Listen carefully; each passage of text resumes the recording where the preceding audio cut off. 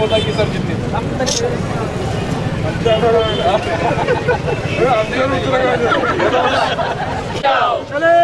चले जाओ हमारी सरकार चले जाओ, हमारी सरकार चले जाओ, चले जाओ हमारी सरकार चले जाओ, चले जाओ हमारी सरकार चले जाओ।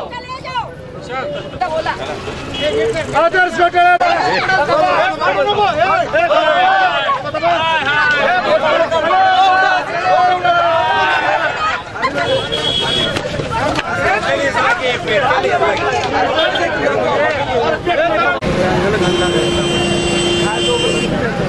बस क्या था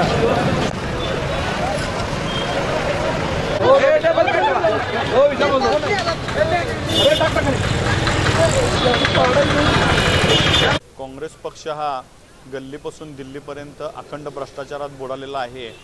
याचा नमुना म्हणून काल राहुल गांधींच्या तोंडूनच जे काँग्रेस पक्षाचे राष्ट्रीय उपाध्यक्ष आहेत त्यांच्या तोंडूनच आदर्श घोटाळ्याच्या निमित्तानं जे उद्गार बाहेर आले, त्या आदर्शचा जो अहवाल महाराष्ट्राच्या मुख्यमंत्र्यांनी फेटाळला होता तो पुनर्विचारासाठी घ्यावा यासाठी राहुल गांधींना त्यांना सूचना करावी लागली।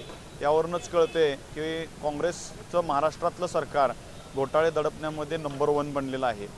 स्वच्छ प्रतिमेचे म्हणून आलेले मुख्यमंत्री सुद्धा या भ्रष्टाचाराला पांघरून घालण्याचा जो उद्योग करत आहेत आणि त्यामध्ये काँग्रेसच्या राष्ट्रीय उपाध्यक्षांना सुद्धा अडचण वाटली, शेवटी लाज वाटली असं म्हणायला हरकत नाही आणि मुख्यमंत्र्यांना त्यांना सूचना करावी लागली।